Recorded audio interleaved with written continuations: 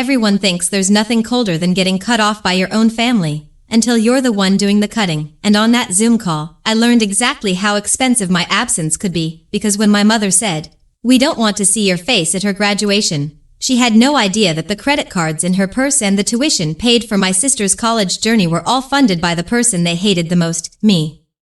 And when they tried to erase me from the family picture, I erased the funding that kept them standing. When the family Zoom call started, I already felt like an outsider.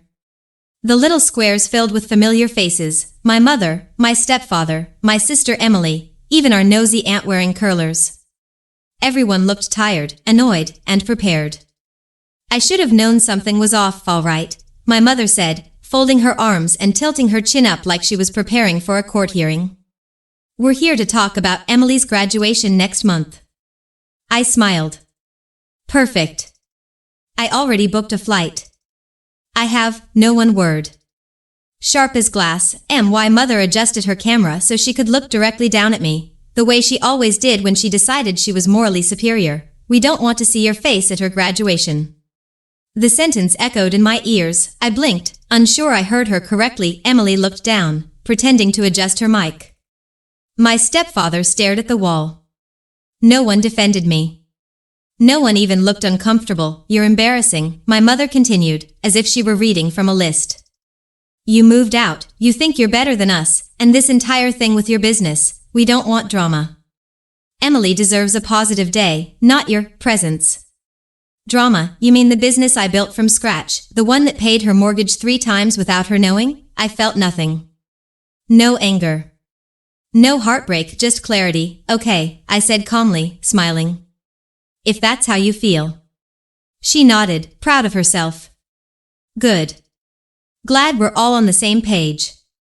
But what she didn't know was that while she moved on to discuss hotel arrangements, I quietly typed on my laptop. First, I logged into the tuition portal, the one I'd been paying for Emily for 3 years. Cancel plan, confirm, submit. Second, I logged into the bank, the credit cards my mother and stepfather opened to build their credit, but were really tied to my account. Freeze card, cancel access, remove authorized users. Click, click, click. With every confirmation email, I felt lighter.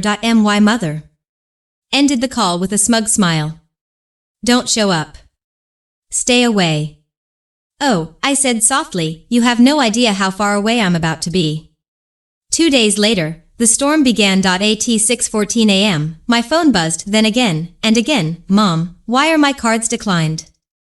"Mom, did you do something?" "Mom, call me right now." I didn't. When the tuition cancellation hit their inbox, my sister Emily finally called. Her voice shook. "Please tell me this is a mistake." "Mistake?" I repeated calmly, sipping my coffee. "You mean how I mistakenly paid for your textbooks, your dorm deposits, your entire junior year?" "I didn't ask you to." "No," I said, "but you didn't stop Mom when she told me I wasn't welcome. You let her erase me while my money kept your world spinning." She went silent. Emily was never cruel, just conditioned to prioritize their comfort over my existence. I didn't hate her. I hated the system that raised us. "Look," I said gently, "I'm not punishing you. But I'm done funding people who pretend I don't exist." Then came the message from my stepfather, "We're family, you can't just cut us off financially." That line actually made me laugh. The family, who told me to stay away from the most important day of my sister's life. By noon, Mom was driving to the university office, screaming at staff, demanding they fix her daughter's tuition situation. But the university only spoke to the account holder, me, and I didn't pick up that evening. My aunt sent a voice note, "Your mother is melting down. She said you're ruining Emily's future." "No," I replied, "I simply stopped paying for it. My therapist once said, the moment you stop rescuing people who never save you back, you stop drowning." I finally understood. The next day, Mom tried guilt. "If you don't fix this, Emily can't graduate. How could you do this to your own sister?" "Funny," I said, "that's exactly what I asked when you uninvited me." Silence. I could almost feel the shock leaking from her phone. Then she snapped, "You're heartless." "And you," I said calmly, "should have thought twice before burning the bridge that carried you." Graduation day arrived like a movie scene. Emily found a way to cover the remaining balance herself, loans, scholarships, part-time work. I respected her for that. She fought for her achievement, not my mother, but as for me, I was nowhere near the ceremony. While she walked the stage in her cap and gown, cameras flashing, my mother posing like she paid for everything, I was sitting on a quiet beach 3 states away, watching the waves erase footprints in the sand. It's what I wanted, a clean erasure. A new beginning, peace. Later that evening, Emily sent me a photo, her holding her diploma, tears in her eyes. I'm sorry. Her message read, you deserve to be there.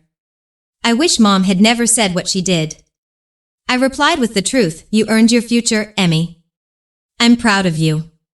But I can't go back to a family that only loves me when my wallet is open. She sent a single heart. No excuses, no defenses, just understanding. But my mother, she texted too, hope you're happy. You ruined our family. I stared at the message for a moment, then typed, no. You ruined it when you told your daughter she wasn't welcome. I just stopped paying the price for your choices. I blocked her, not out of anger, out of self-respect. Weeks passed. My business grew. My peace returned. The silence felt like healing. One night, Emily called. I finally understand why you walked away, she whispered. I'm going to visit you soon, if that's okay. I smiled, I'd love that. And in that moment, I realized something. You can lose a family and still save a sister. You can choose boundaries over blood. You can choose peace over permission. And sometimes, the strongest revenge is simply walking away, for good.